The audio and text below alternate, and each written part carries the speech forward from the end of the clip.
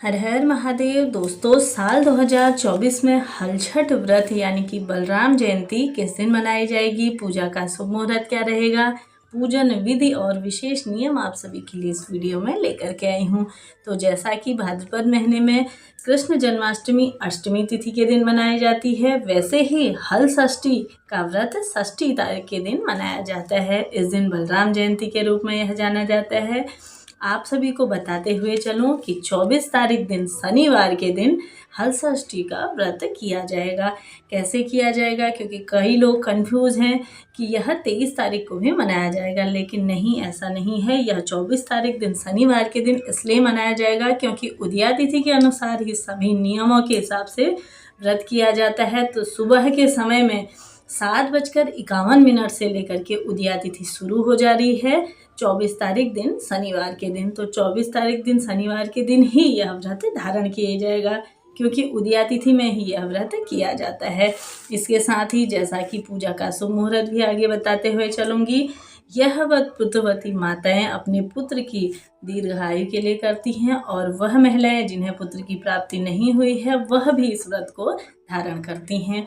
तो किस प्रकार से करना है, तो जैसे कि सबसे पहले जो महिलाएं हमेशा से करती आ रही हैं वह तो करेंगे ही, साथ ही जो नई महिलाएं हैं जो नया व्रत धारण करना चाहती हैं वह अवश्य से करेंगी। उनके लिए कुछ अलग नियम हैं, क्योंकि वह जैसा कि वह महिलाएं, कुछ प्रश्न भी आ रहे हैं कि सूतक पातक में भी हम कैसे करें, तो इस प्रकार से भी है, क्योंकि पुरानी महिलाएं हमेशा करती आ रही हैं, तो बीच में छूट जाए तो यह भी दिक्कत है। तो ऐसा नहीं करना है।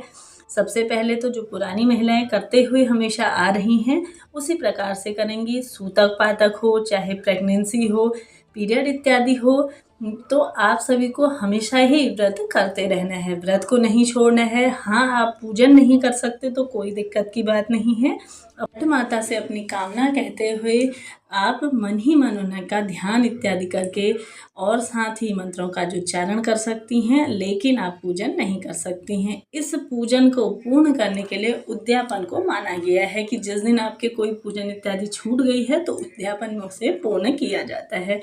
तो यह उन महिलाओं के लिए है। पहले साथ ही साथ जो महिलाएं अब व्रत शुरू कर रही हैं उन्हें क्या करना है, सबसे पहले उन्हें ले लेनी है एक नई साड़ी, साथ ही साथ उसमें रख लेने हैं श्रृंगार की सामग्री, रख ली। उसके बाद एक बच्चे के कपड़े एक जोड़ी वह आपको रख लेनी है, साथ ही साथ बच्चे के खिलौने यह भी आप लोगों को रख लेने हैं। साथ ही किसी सुहागिन महिला को बुला करके जिसकी गोद में एक बालक हो उसे आप दे दीजिए। यह सामग्री दान आपको कर देनी है।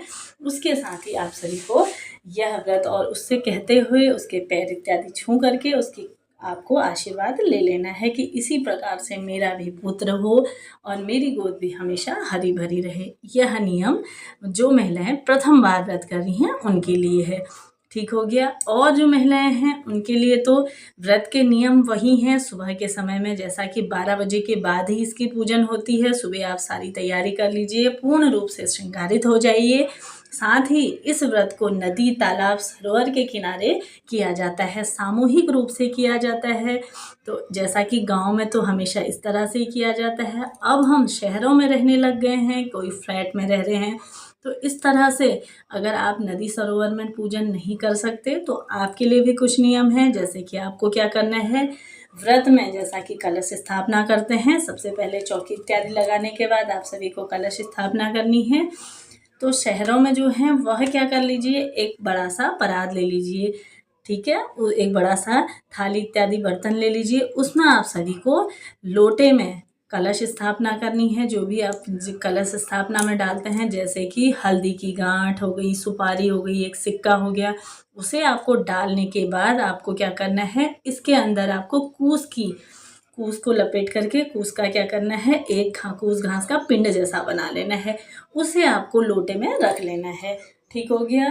फिर उसके बाद जैसा कि गंगा के स्वरूप में आपको उसी में उस परात में पानी भर लेना है। जी, गंगा माता का अगर आप स्मरण करते हुए उसमें आपको पूजन कर लेना है। इस प्रकार से आप शहरों में हैं तो आप इस प्रकार से पूजन कर सकते हैं। पूर्ण रूप से सबसे पहले आप सभी को क्या करना है, हल्दी का तिलक इसमें लगाना है, साथ ही साथ पूर्ण रूप से सुसज्जित हो जाइए, श्रृंगार कर लीजिए, और साथ ही आप सभी को जैसा कि सामूहिक रूप से आप नहीं कर सकते, वैसे तो सामूहिक रूप से गाँव में किया जाता है।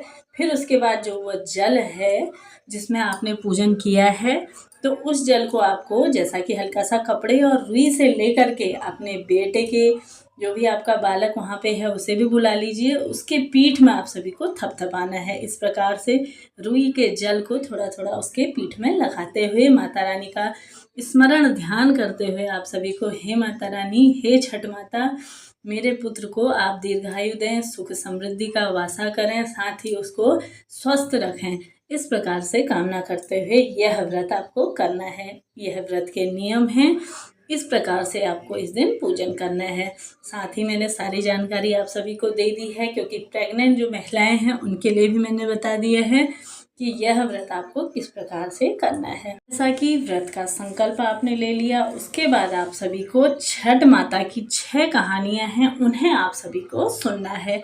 सामग्री भी आप नोट कर लीजिए, वह भी मैं आप सभी को बताती हूँ। सामग्री में जैसा कि आप सभी को दीपक हमेशा घी का लगाना है, गाय का घी का दीपक हो तो वह अति श्रेष्ठ है। साथ ही महुआ का प्रसाद इस दिन आपको बनाना है। साथ ही नहीं तो 6 अनाज आपको वहाँ पे रख लेने हैं, दही आपको रख लेनी है, आंकड़े का फूल जहाँ मिल जाए यह अति श्रेष्ठ है, आप आंकड़े का फूल रख लीजिए। और साथ ही साथ अब जैसा कि आप सभी को ले लेने हैं लाल रंग के चावल। अगर चावल आपके पास हैं तो यह अति श्रेष्ठ है, लेकिन लाल रंग के चावल हैं तो यह भी आपको अवश्य से रख लेने हैं। साथ ही साथ आप सभी को इसकी जब परिक्रमा करते हैं आप, तो सबसे पहले तो आपको कथा सुननी है। कथा सुनने के बाद परिक्रमा करते हुए आप सभी को एक एक करके हाथ में चावल और फूल रख के, जितनी बार आप 6 बार इसकी परिक्रमा करते हैं, बाएं तरफ से आपको परिक्रमा करनी है। जितनी बार आप परिक्रमा करते हैं उतनी ही बार आपको चावल और फूल उसमें अर्पित कर देने हैं जल में। तो जैसा कि इस प्रकार से, जैसा कि छठ व्रत की पूजा होती है ना, उसी प्रकार से यह पूजन किया जाता है। तो साथ ही साथ अब हम बात कर लेते हैं, मैंने दिन नोट करते हुए चलिए। तो षष्ठी तिथि प्रारंभ हो रही है 24 अगस्त को सुबह 7:51 से, और षष्ठी तिथि समाप्त होगी 25 अगस्त को सुबह 5:30 पे। तो जैसा कि जिस दिन आप सभी को षष्ठी तिथि यानी उदया तिथि में प्राप्त हो रही है, उसी दिन व्रत आपको धारण करना है। तो साथ ही जैसा कि 24 अगस्त संपूर्ण नियम कहते हैं कि शनिवार 24 अगस्त को दिन आप सभी को हल षष्ठी का व्रत धारण करना है। तिथि और संपूर्ण नियमों के आधार पर आप सभी को हल षष्ठी तिथि जैसा कि व्रत 24 अगस्त के दिन ही आपको धारण करना है। इसके साथ ही पूरे नियम और उपाय मैंने आप सभी को बता दिए हैं। अगर कोई भी समस्या हो, मन में कोई प्रश्न आ रहा हो, तो आप सभी कमेंट बॉक्स में मुझसे पूछ सकते हैं। और साथ ही साथ मेरे चैनल पे प्रतिदिन आपके लिए कथाएं डाली जाती हैं, उन्हें सुनिए और अपनी पूजा पाठ को सफल बनाइए। मिलते हैं नेक्स्ट वीडियो में, तब तक के लिए हर हर महादेव।